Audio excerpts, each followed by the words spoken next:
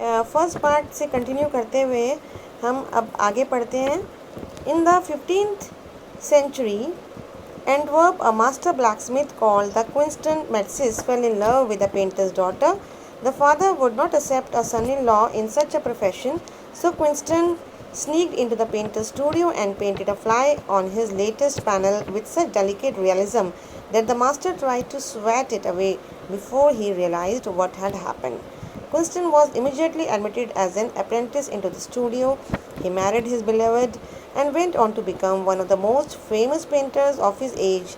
These two stories illustrate what each form of art is trying to achieve: a perfect illusionistic likeness in Europe, the essence of inner life, and the spirit in Asia. अब यहाँ पर Antwerp एक जो शहर है, एक town है Belgium में, वहाँ पर एक ब्लैक स्मिथ है जिनका नाम है क्विंस्टन मैट्सिस। उसको एक पेंटर की बेटी से प्यार हो जाता है और वह उससे विवाह करना चाहता है, लेकिन जो उसके पिता हैं, जो पेंटर हैं, वो ऐसे सन इन लॉ को एक्सेप्ट नहीं करना चाहते हैं जो कि पेंटर नहीं है और किसी और प्रोफेशन से बिलोंग करता है।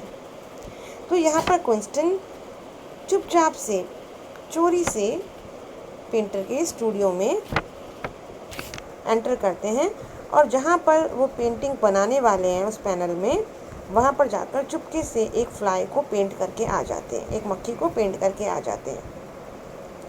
अब वो फ्लाई इतनी डेलिकेट रियलिज्म से उन्होंने बनाई है, अर्थात इतनी ज़्यादा वो रियल लग रही है कि जब वहाँ पर आर्टिस्ट आते हैं तो वो उसको स्वैट करते हैं, उसको किल करना चाहते हैं।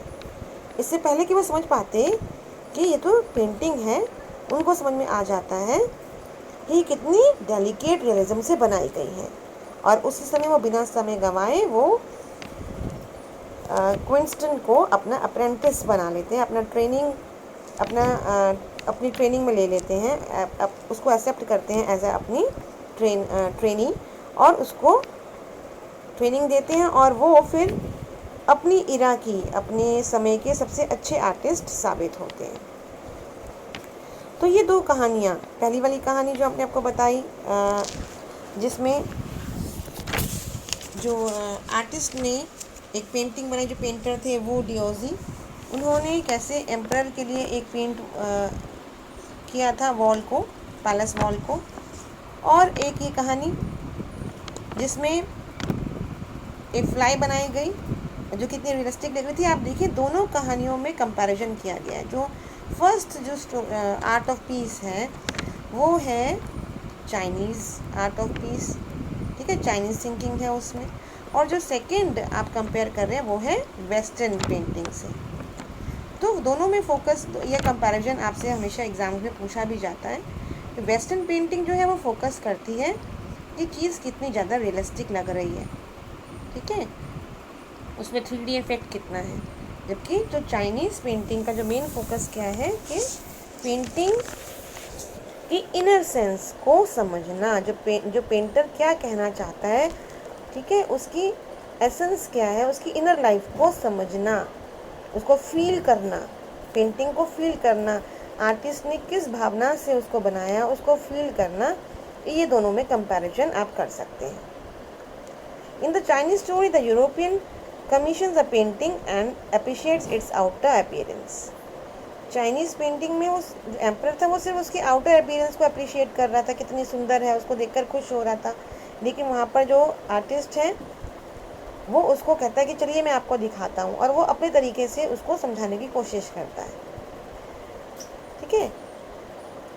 और painting is gone but the artist has reached his goal, और आर्टिस्ट अपने गोल तक पहुंच जाता है, उसको समझाने में कामयाब हो जाता है कि आखिर वो किस समझाना क्या चाहता है।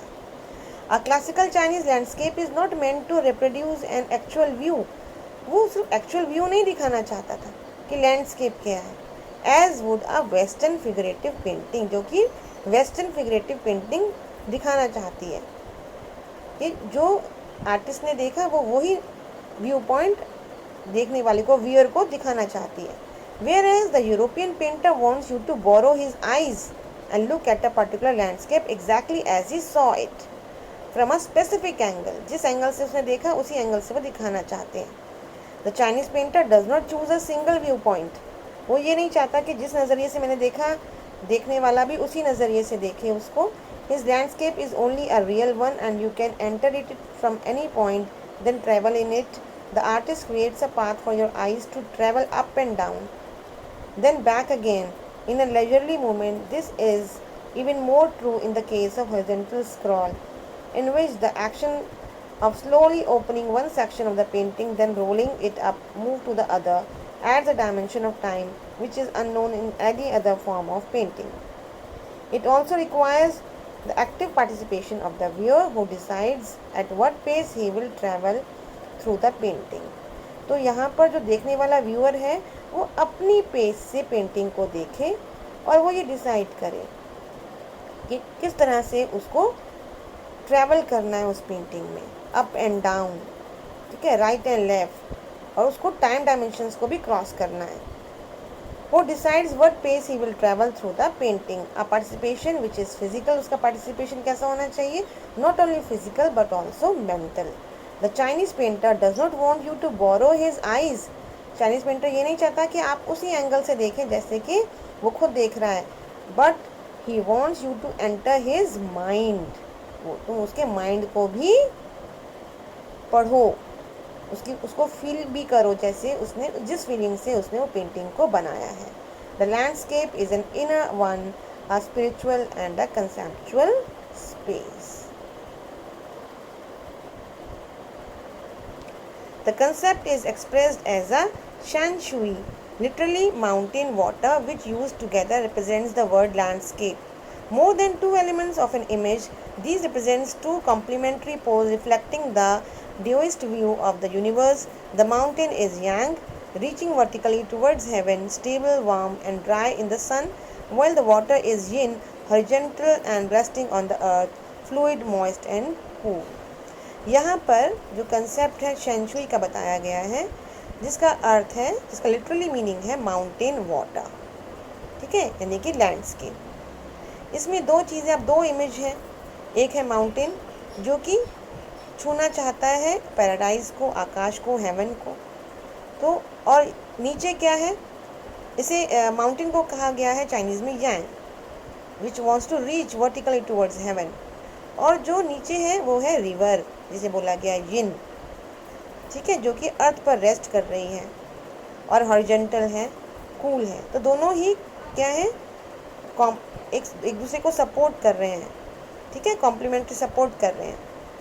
और इन दोनों का जो इंट्रैक्शन ही है वो ही हमें समझना है, ठीक है, वो ही फंडामेंटल नोशन है डियोइज्म का.